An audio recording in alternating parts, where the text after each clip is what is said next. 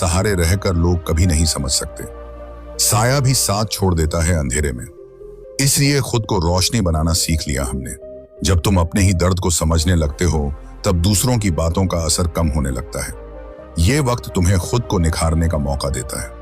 सोचो, क्या तुम वो इंसान बनना चाहते हो जो भीड़ का हिस्सा है, या वो जो भीड़ से अलग अपनी पहचान बनाता है?